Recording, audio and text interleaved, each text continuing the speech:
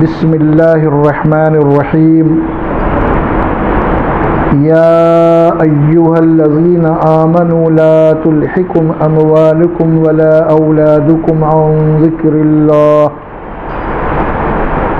ومن یفعل ذلک فاولئک هم الخاسرون وانفقوا مما رزقناکم من قبل ان یأتی احدکم الموت فيقول رب لولا أخرتني إلى أجل قريب فأصدق وأكن من الصالحين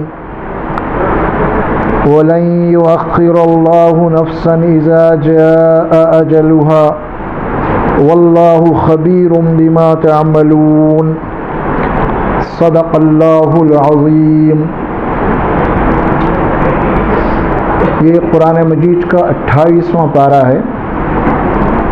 سورہ المنافقون کے آخری 3 آیات مبارکہ ہیں جو پڑھی گئی ہیں۔ آیت نمبر 9، 10 اور 11 ہیں۔ یہ 3 آیات مبارکہ ہیں جو سورت کے آخری آیات ہیں۔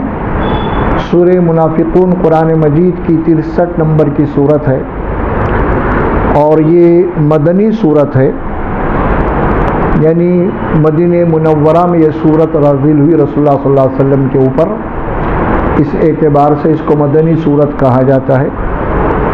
اس سورت کا نام منافقون ہے اور یہ سورت شروع ہوتی ہے منافقون کے ذکر سے اور ختم ہوتی ہے ایمان والوں کے ذکر کے اوپر۔ چنانچہ یہ سورت شروع ہو رہی ہے اذا جاءک المنافقون قالوا نشهد انک لرسول اللہ، اے رسول صلی اللہ علیہ وسلم یہ منافقین آپ کے پاس آ کے اس بات کی گواہی دیتے ہیں کہ ہم گواہی دیتے ہیں کہ آپ اللہ کے رسول ہیں۔ واللہ یعلم انک لرسول، اللہ جانتے ہیں کہ آپ اللہ کے رسول ہیں۔ واللہ یشہد ان المنافقین لکاذبون، منافقین یہ گواہی دے رہے ہیں کہ آپ اللہ کے رسول ہیں، لیکن اللہ یہ گواہی دیتا ہے کہ منافقین جھوٹے ہیں۔ جھوٹے یعنی آپ کو رسول مان رہے نہیں ہے، لیکن ان کی منافقت ہے۔ یہ دنیا کی مفاد کی خاطر جو ہے نا کچھ کام آپ سے بننے والا ہے، نکلنے والا ہے، تو اس اعتبار سے اسلام کے سائے میں رہنے سے، مسلمانوں کے ساتھ رہنے سے کچھ دنیائی مفادات حاصل ہوں گے، اس اعتبار سے یہ آ کے آپ کو یہ یقین دلا رہے ہیں کہ ہم بھی آپ کے ساتھ ہیں، آپ کو ماننے والے نہیں، کہ حقیقت یہ ہے کہ اندر سے یہ ایمان والے نہیں ہیں، یہ جھوٹے ہیں۔ اب یہ آیت مبارکہ جو نازل ہوئی اسی نسبت سے اس سورت کا نام منافقون رکھا گیا ہے۔ اب رکوع نمبر 1 جو ہے پورے کا پورا یہ منافقین کے کیا ذکر ہے اس میں، اور یہ سورت کے 2 رکوع ہیں اور آخری رکوع کی جو 3 آیات ہیں وہ ایمان والوں کا تذکرہ ہے اس کے اندر۔ اب اللہ تبارک و تعالیٰ ایمان والوں سے مخاطب ہیں، یا ایھا الذین آمنو، اے ایمان والو، اے مومنو۔ آگے بڑھنے سے پہلے ایک بات ہمیں بہت ہی غور و فکر کے ساتھ اس بات کو سمجھنا ہے کہ یہ کتاب اللہ کا کلام ہے، اور اللہ کا کلام یہ ہے تو اللہ اپنے کتاب پڑھنے والوں کو یہ حکم دے رہا ہے۔ کتاب پڑھنے والے یا کتاب سننے والے میں اور آپ، 2 احکامات ہیں اس میں، قرآن کی تلاوت کے سلسلے میں یا قرآن سننے کے سلسلے میں۔ پہلی بات تو یہ کہی گئی سورہ نحل میں،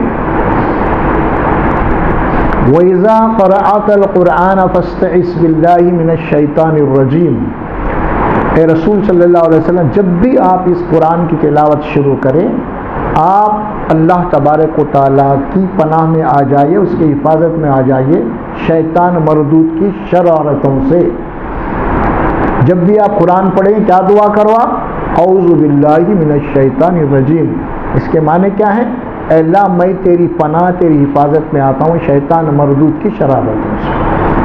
یہ اللہ سے دعا کر کے آپ کو قرآن پڑھنا ہے، شروع کرنا ہے، اور یہ کلمات ادا کرنا نہیں ہے صرف اعوذ باللہ پڑھ لے نہیں، پورے شعور کے ساتھ، پوری سمجھداری کے ساتھ کہ میں تیرا کلام پڑھ رہا ہوں اور شیطان جو میرا دشمن ہے تو مجھے اس سے حفاظت فرما، ورنہ اگر تو حفاظت نہیں کرے گا تو میں قرآن پڑھنے کے بعد بھی گمراہ ہو رہوں گا پھر، کیونکہ تیری حفاظت ضروری ہے میرے، تیری حفاظت کے بغیر میں شیطان سے مقابلہ نہیں کر سکتا، کیونکہ میرے ساتھ نفس بھی لگا ہوا ہے، شیطان بھی ہے، یہ دونوں دشمن ہیں کھلے ہوئے، نفس بھی شرارت کی طرف لے جاتا ہے اور شیطان بھی شرارت کی طرف لے جاتا ہے وسوسوں کے ذریعے سے، یہ دو دشمن ہیں، لہذا جب تک تیری مدد نہیں ہوں گی اس وقت تک میں ان کی شرارتوں سے نہیں بچ سکتا، لہذا یہ دعا ہے اعوذ باللہ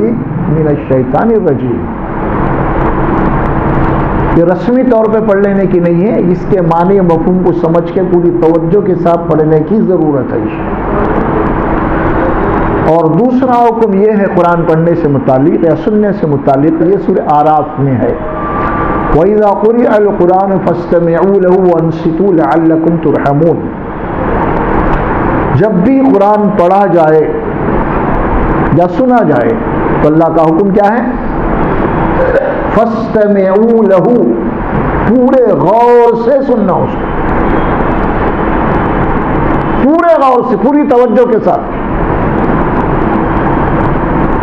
پوری توجہ، دماغ پورا حاضر رہنا وہاں پہ۔ اس کی مثال ہم یہ دے سکتے ہیں، معمولی مثال ہے، ایک ناقص اللہ کے مقابلے میں تو یہ مثال جناب علی دینا ایک وہ ہے، لیکن سمجھانے کے لیے عرض کر رہا ہوں، آپ کسی ناکے میں کسی بڑے آفیسر کے پاس چلے گئے، وہاں پہ آپ کھڑے ہوئے ہیں، آپ کو کہیں پیٹ میں یا ادھر نیچے ران میں کہیں کھجارا بھی تو نہیں کھجاتے، آپ کھجاتے؟ بڑے آفیسر کے سامنے کھڑے ہوئے آپ کہ بیچے نے ادھر کھجارا نیچے کھجارا، لیکن حرکت نہیں کرتے آپ کا پورا دماغ وہاں کھڑا ہوا ہے، حالانکہ اللہ کی نقاب تو ایسے بھی نہیں، اس کے لیے ایک مثال دے رہا ہوں میں، تو آپ اندازہ لگا سکتے ہیں کہ معمولی شخص جو آپ کی طرح ہے، انہیں فرق یہی ہے کہ انہیں کرسی پہ بیٹھا آپ کھڑے ہوئے، اتنا ہی فرق ہے اور کچھ بھی نہیں ہے، آپ اس سے اتنا ڈر رہے ہیں، اس کے سامنے کوئی ایسی حرکت نہیں کر رہے بھائی تاکہ اس کی گستاخی نہ ہو جائے، ہے نا؟ تو پھر جب آپ رب کائنات کا کلام سن رہے ہیں تو پھر آپ کی توجہ کتنی ہونی چاہیے اس کلام کے اوپر؟ مثال دے رہا ہوں میں، قرئ القرآن اس لیے کہتا اللہ جب میرا کلام تمہیں سنایا جائے تو تم پڑھو، تو کیا کیفیت ہونی چاہیے؟ فاستمعوا لہ، پورے غور سے اسے سنو، اور کیا فرمایا؟ وَأَنصِتُوا، خاموش رہو، لَعَلَّكُمْ تُرْحَمُونَ، تاکہ تم پہ رحم کیا جائے۔ اگر تم واقعی اللہ کی رحمت چاہتے ہو تو پھر اس کلام کے ساتھ جو تمہارا رویہ ہونا چاہیے وہ یہ ہونا چاہیے۔ دو باتیں ہو گئی ہیں، پھر تیسری بات بھی ایک آتی ہے سورہ سواد میں، کتاب انزلناہ الیک مبارک لیدبروا آیاتہ ولیتذکر اولو الالباب، یہ ایک بابرکت کتاب ہے، کیونکہ اس کا نازل کرنے والا کون ہے؟ اللہ ہے، اللہ ہے، اور اس کی ذات جو ہے بابرکت ہے، اس کا نام بابرکت ہے، اس کا کلام بابرکت ہے، یہ اس کا کلام ہے۔ تو کیا کرنا ہے تمہیں سننے کے بعد؟ لیدبروا آیاتہ، اس کی ایک ایک آیات کے اوپر تمہیں ٹھہر کے سن کے سمجھنا ہے، غور کرنا ہے، یہ نہیں کہ سن لینے خالی منڈی ہلا دے رہے، نہیں، لیدبروا آیاتہ، اس کی آیات کے اوپر پوری غور و فکر کرنا ہے آپ کو، ولیذکر اولو الالباب، اور پھر جو عقل والے ہیں، سمجھدار لوگ ہیں، اس سے قرآن سے نصیحت حاصل کرتے ہیں۔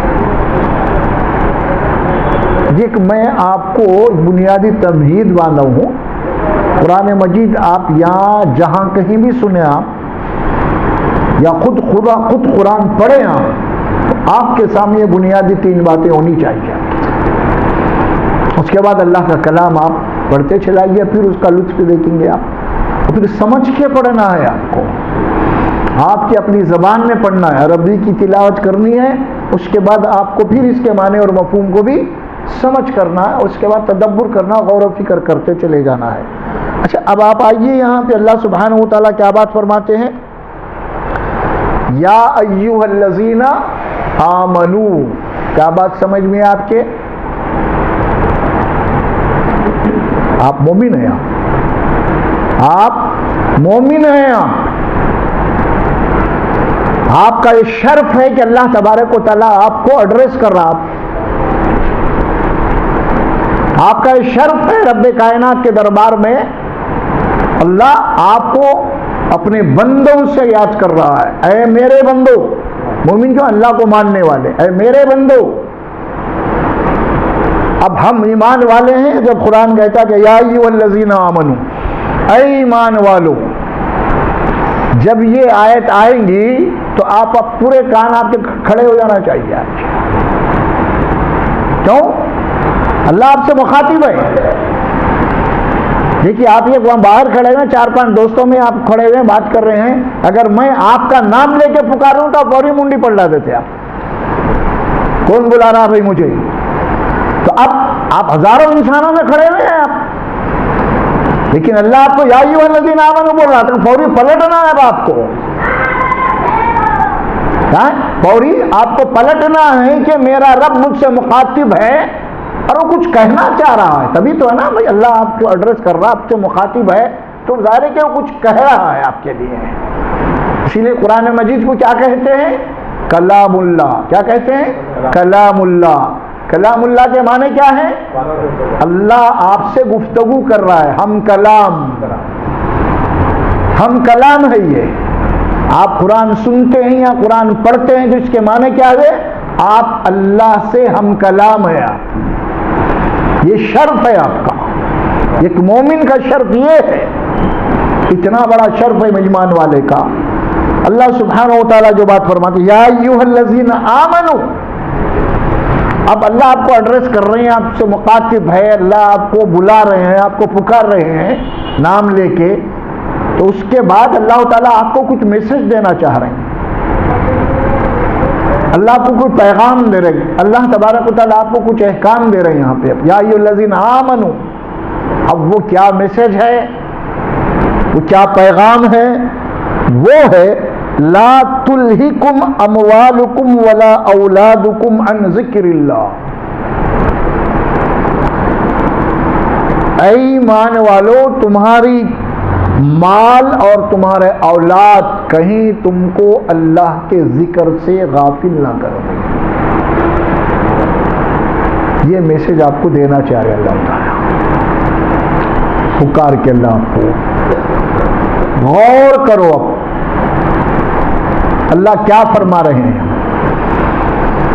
ان ذکر اللہ, تمہارا مال تمہاری اولاد اللہ کے ذکر سے تمہیں غافل نہ کر دے. اللہ کے ذکر سے مراد تو سب سے پہلی بات وہ قرآن ہے, ذکر.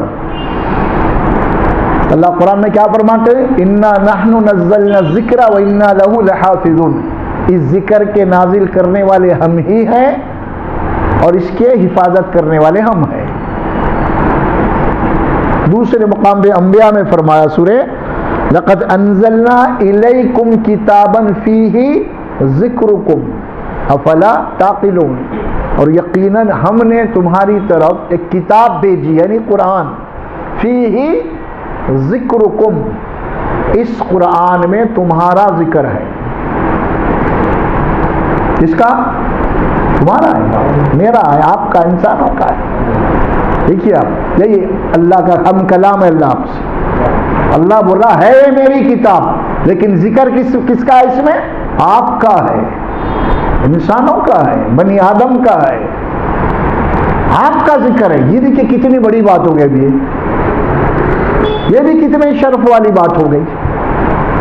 کتاب تو اللہ کی ہے, لیکن ذکر کس کا ہے؟ انسانوں کا ہے. فیہ ذکرکم افلا تعقلون. اس کتاب میں تمہارا ذکر ہے تو کیا تم کو اتنی بھی عقل نہیں کہ اس کتاب کو پڑھ سکو، تم سمجھ سکو؟ جو کتاب تمہارے لیے نازل کی گئی ہے، اس میں تمہارا ذکر ہے، تمہارا پیغام ہے، تمہارا میسج ہے، تمہارے لیے ہے. یہ جو کتاب تمہارے لیے ہے، کیا تم اسے نہیں پڑھو گے، نہیں سمجھو گے؟ کیا اتنی بھی عقل نہیں ہے تم کو؟ اللہ تعالیٰ سوال کر رہے ہیں. یہاں جو بات فرمائی گئی کہ لا تلہکم عن ذکر اللہ سے مراد کیا ہے؟ ایک تو خود قرآن ہے ذکر اللہ، اور ذکر اللہ کے لفظی معنی ہیں یاد. کوئی چیز آپ بھول جاتے ہیں نا تو اسے یاد کرنا، اسے کہتے ہیں ذکر اللہ. کوئی چیز بھول گیا، بھولنے کے بعد کوئی چیز یاد دلا رہی، یاد آ گئی، اسے کہیں گے ذکر اللہ کہتے ہیں. تو یہ قرآن اور یہ پوری کائنات ذکر اللہ ہے. یہ ذکر اللہ یعنی آپ کو ہر قدم پہ اللہ یاد آنا. ذکر اللہ سے مراد آپ بھول گئے، آپ کا پیدا کرنے والا کون ہے آپ بھول گئے، آپ مر کے کہاں جا رہے ہیں وہ بھول گئے، اس کو بھول رہے ہیں اپن. تو یہ جتنی چیزیں بھولے ہوئے سبق کو یاد دلانے والی کتاب کا نام ہے ذکر اللہ. یہ پوری کائنات ذکر اللہ ہے. ہم پڑھتے ہیں قرآن میں سورہ آل عمران میں آیت مبارکہ ہے الذین یذکرون اللہ، الذین یذکرون اللہ قیاما وقعودا وعلی جنوبہم ویتفکرون فی خلق السماوات والارض ربنا ما خلقت هذا باطلا سبحانک فقنا عذاب النار. سورہ آل عمران کی آیت مبارکہ ہے. کیا فرمایا؟ یہ وہ لوگ ہیں ایمان والے جو اللہ کو یاد کرتے ہیں. کیسے یاد کرتے ہیں؟ یذکرون اللہ قیاموں، کھڑے ہوئے بھی اللہ کا ذکر ہے، کھڑے ہوئے بھی اللہ کی یاد ہے. وعلی قعودہم، اور بیٹھے ہوئے ہیں، قعود کے معنی بیٹھنا. وعلی جنوبہم، لیٹے ہوئے ہیں ہم، اللہ کا یاد، اللہ کا ذکر. اور یتفکرون فی خلق السماوات والارض، اور کیا کرتے ہیں؟ کھڑے اٹھے بیٹھے لیٹے اللہ کے تخلیقات کے اوپر غور کرتے ہیں. کون سی چیز اللہ نے کیسے پیدا کی ہے. کوئی چیز تمہارے سامنے آ رہی ہے تو چیز کو دیکھ کے کون یاد آنا آپ کو؟ اللہ یاد آنا. کون اس کا بنانے والا کون ہے، اس کو کیسا بنایا ہے، ہر چیز کو دیکھ کے، ہر چیز جب ان کے سامنے آتی ہے تو وہ چیز ان کو اللہ تک پہنچا دیتی ہے نا. اب دیکھیے جو چیز بھی آپ کے سامنے آ رہی ہے، وہ چاہے کھانا ہو، پانی ہو، پھل ہو، فروٹ ہو، ترکاری ہو، اور وہ بھی چیزیں آپ کے پاس آ رہی ہے، اگر آپ غور کر کے دیکھیں گے، آپ تھوڑی سی غور کر لیجیے، آپ تو آپ کو اللہ یاد آ بغیر چین نہیں رہتا. کوئی چیز آ رہی ہے آپ کے سامنے، کوئی پھل آ رہا ہے، اس کے مثال میں آپ دیکھ لیجیے. اب یہ انار آپ کے سامنے آ گیا، انار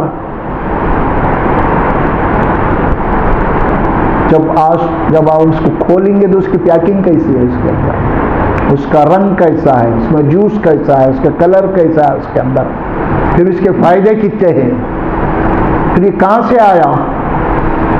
ایک درخت تھا، کچھ دن پہلے درخت تو کچھ بھی نہیں تھا، ایک پھول لگا، پھول کے بعد چھوٹا سا پندا آ گیا، پندے کے بعد پھل آ گیا، پھل کے بعد پھر رنگ آیا، پھر رنگ بدلنا شروع ہوا.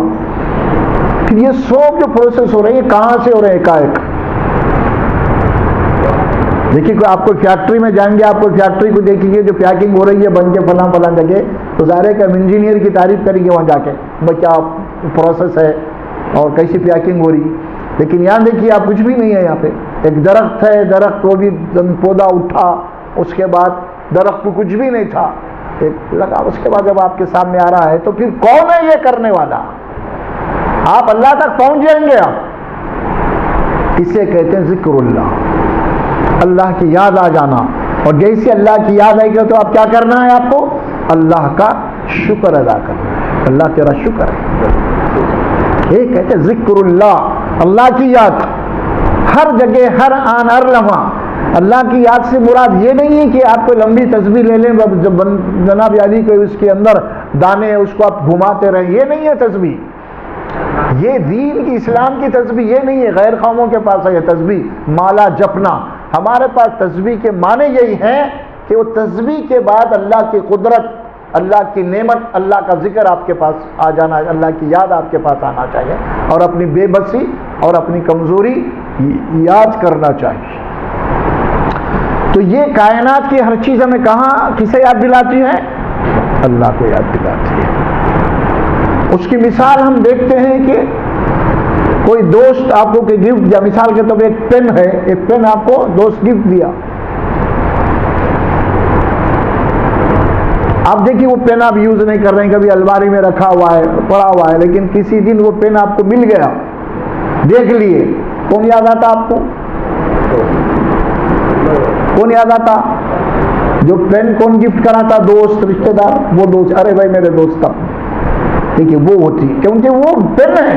ہزاروں پین ہوں گے، بحث نہیں ہے، لیکن وہ پین جو آپ کا دوست آپ کو دیا تھا تحفے میں، تو وہ پین آپ کے دوست کو یاد دلائے گا نہیں؟ تو اسی طرح اللہ تبارک و تعالیٰ کی عطا کردہ ساری چیزیں جو ہم استعمال کر رہے ہیں، یہ اللہ یاد آنا چاہیے ہمیں. یہ ذکر اللہ ہے. یہ نہیں کہ کھا رہے ہیں، پی رہے ہیں، لوٹ رہے ہیں، اگ رہے ہیں، موت رہے ہیں، بس ختم، جانور کے ویسا کچھ بھی نہیں، اس کے بعد ایسا نہیں ہے. اسی لیے ہمارے پاس کیا ہے؟ آپ کھانا، غذا کھانے بیٹھتے ہیں تو اللہ کا نام لے کے کھانا آیا آپ کو پہلے، ہے نا؟ بسم اللہ والا برکت اللہ. پھر ختم بھی کریں گے تو آپ کا اللہ کا تعریف کرنا، الحمدللہ الذی اطعمنی وسقانی وجعلنی من المسلمین. اللہ تمام تعریفیں اور شکر اس اللہ کے لیے ہے جس نے مجھے کھلایا اور پلایا. اچھا، یہ کھلایا پلایا آپ کو نہیں، آپ کیا کافر بھی کھا رہا نہیں کھا رہا ہوں، نہیں، کافر بھی کھا رہا ہے، لیکن جعلنی من المسلمین. کیا دعا ہے؟ جملہ اضافہ کیا ہے؟ دیکھیے آپ، ہاں اللہ کھا رہے ہیں تو سب، لیکن تیرا شکر یہ ہے کہ تو مسلمان بنا کے کھلا رہا ہوں. یہ شکر ہے اصل میں. کھا رہے ہیں تو سب، اس میں کون نہیں کھا رہا؟ اللہ کا دشمن بھی کھا رہا، لیکن تیرا شکر یہ ہے وجعلنی من المسلمین، تو مجھے مسلمان بنا کے کھلا رہا ہے.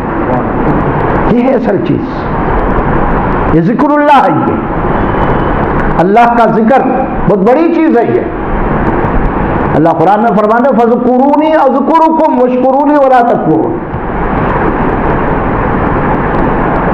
کیا کرو؟ اللہ کو یاد کرتے رہو، اللہ کو یاد رکھو، تو اللہ کیا کرے؟ اللہ تمہیں یاد رکھے گا. اللہ کو یاد رکھنا کیا ہے؟ وَاشْكُرُوا لِي، میرا شکر ادا کرتے رہو، یہ اللہ کی یاد ہے.